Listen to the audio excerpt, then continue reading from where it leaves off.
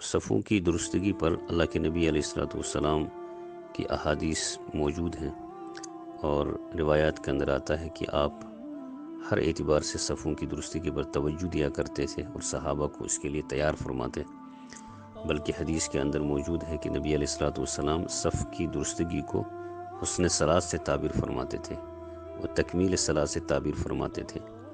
سووا صفوفکم فإن تسویۃ الصف من تمام الصلاۃ، یا اسی طرح حسن صلاۃ سے تعبیر فرمایا آپ صلی اللہ علیہ وسلم نے۔ اور یہ بھی روایت میں ہے کہ نبی علیہ الصلوۃ والسلام اس طرح سیدھی صف فرمایا کرتے تھے اور صحابہ سے کہتے تھے سیدھی کرو صف، گویا کہ اس کے ذریعے تیروں کو سیدھا کرتے تھے۔ تو یہ ایک تشبیہ دی گئی صف کی درستگی کو سامنے رکھ کر، بلکہ روایت میں یہ ہے کہ ایک شخص، ایک صحابی صف میں کھڑے تھے اور سینہ آگے تھا، تو آپ صلی اللہ علیہ وسلم نے ٹھیک کرنے کو فرمایا کہ صف میں برابر کھڑے ہو جاؤ۔ تو جتنی بھی روایات صفوں کی درستگی کے متعلق ہیں، اس سے تو پہلے ذہن میں بٹھانا ہے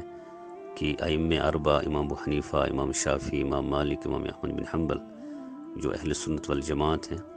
تو ان کا موقف اور ان کا فیصلہ یہی ہے کہ اس سے مراد ہے صفوں کو اچھی طرح ٹھیک کرنا،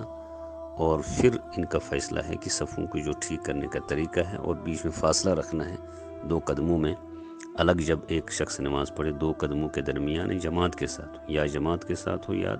الگ نماز پڑھ رہا ہو، دونوں صورتوں میں چاروں ائمہ کا یہ فیصلہ ہے کہ 4 انگل کے برابر، 4 انگشت جو ہے فاصلہ رکھا جائے۔ یہ طبیعی طریقہ ہے، عام طور پر جب کھڑا ہوتا آدمی اپنے اعتبار سے، تو اسی طریقے پر نماز میں بھی کھڑا ہو جائے، یہی اصل طریقہ ہے، اسی پر جمہور امت کا عمل ہے۔ اب کچھ روایتیں ایسی ہیں کہ جس کی وجہ سے ہمارے کچھ بھائی کہتے ہیں کہ بیچ میں 1-2 بالشت فاصلہ ہو، بلکہ ایک کاندھے سے دوسرے کاندھے تک جو فاصلہ ہے اتنا فاصلہ پاؤں کے درمیان ہو۔ دراصل وہ روایت جو موجود ہے کتابوں کے اندر، جس میں قدم سے قدم ملانا اور ٹخنوں سے ٹخنا ملانا، کاندھے سے کاندھا ملانا موجود ہے، وہاں پر غلط فہمی ہوئی ہے اس سے کہ وہاں پر یہ سمجھتے ہیں کہ اس سے ملانے سے مراد ہے حقیقی ملانا، جبکہ اکثر علماء حضرات اور محدثین اور فقہا کی رائے یہ ہے کہ اس سے حقیقی معنی مراد نہیں ہے، بلکہ اس سے مراد ہے صف بندی میں مبالغہ، کہ اچھی طرح صف بندی ہو۔ اور وہ روایت کے الفاظ الگ الگ انداز سے مل جائیں گے کہ روایت میں ہے یلزق کعبہ بکعب، یہ جو یلزق الزاق ہے، اس سے ملانا، اس کا لغوی ترجمہ ہے ملانا۔ تو یہاں سے غلط فہمی ہوئی کہ ملانا سے مراد، کچھ لوگوں نے ظاہری معنی مراد لے لیا کہ صف بندی میں جب ایک شخص دوسرے شخص کے ساتھ کھڑا ہوگا تو وہ اپنے قدم دوسرے شخص کے قدم کے ساتھ ملائے گا، اور دوسرا پاؤں دوسرے کے ساتھ ملا ہوا ہوگا، تو بیچ میں فاصلہ ہوگا کہ اتنا کہ جتنا کاندھوں کے درمیان ہے یا اس سے کم۔ تو جبکہ براہ راست اس فاصلے کی کہیں روایت موجود نہیں ہے، اور جب ہم اس روایت کو دیکھتے ہیں جس میں الزاق کا مسئلہ ہے، تو اس سے اور سب سے اہم ترین شارح جو ہیں، جس کی بڑی اہمیت ہے بخاری شریف کی جو شرح لکھنے والے ہیں، وہ حافظ ابن حجر عسقلانی ہیں، یا اسی طرح علامہ بدر الدین عینی ہیں رحمہ اللہ تعالی۔ اگر ہم حافظ ابن حجر رحمہ اللہ تعالیٰ کی تشریح اس معاملے میں لیتے ہیں تو وہ فرماتے ہیں اس سے مراد تعدیل صف میں مبالغہ ہے، یعنی صف بندی میں مبالغہ ہے کہ اچھی طرح صف ہو، اور بیچ میں جو خالی جگہ ہے اس کو ختم کیا جائے۔ اور باضابطہ موجود ہے ان کی عبارت فتح الباری میں کہ المراد بذالک المبالغہ فی تعدیل الصف وسد خللہ، کہ اس میں تعدیل صف میں مبالغہ مقصد ہے، نہ کہ قدم سے قدم ملانا مقصد ہے۔ یہی تشریح جو ہے علامہ بدر الدین عینی رحمۃ اللہ علیہ نے فرمایا، اور فرماتے ہیں کہ اشارہ بہذا الی المبالغہ فی تعدیل الصفوف، تو یہ مبالغے کے طور پر ہے، ہر ایک نے یہی تشریح کی ہے۔ اور محدثین میں جو اہم ترین محدث ہیں ان میں علامہ انور شاہ کشمیری رحمۃ اللہ علیہ ہیں، وہ باضابطہ اس کو اس طرح بیان فرماتے ہیں کہ اس سے مراد، الزاق سے مراد ملانا نہیں ہے، ٹخنے سے ٹخنوں کو ملانا، قدم سے قدم کو ملانا، بالکل یہ نہیں ہے، ظاہری معنی پر محمول ہے ہی نہیں، بلکہ اس سے مراد یہ ہے کہ 2 آدمیوں کے درمیان اتنا فاصلہ نہ ہو کہ تیسرا آدمی اس میں آ جائے، سما سکے۔ تو اس کی دراصل نفی ہے کہ ظاہری معنی پر اس سے کوئی تعلق ہی نہیں ہے۔ اب اگر فرض کر لیں کہ ہم اس معاملے اس کو ظاہری معنی پر محمول کرتے ہیں اور ٹخنے سے ٹخنے کا ملانا اور کاندھے سے کاندھے کا ملانا اس کو ہم تسلیم کرتے ہیں، تو روایت کے اندر یہ بھی موجود ہے کہ گھٹنوں سے گھٹنوں کو ملایا جائے۔ اب ایک آدمی جماعت میں گھٹنوں سے گھٹنے ملا کر ایک دوسرے کے ساتھ، کاندھا بھی کاندھے سے کاندھا ملانا، قدم سے قدم ملانا، تینوں ایک ساتھ،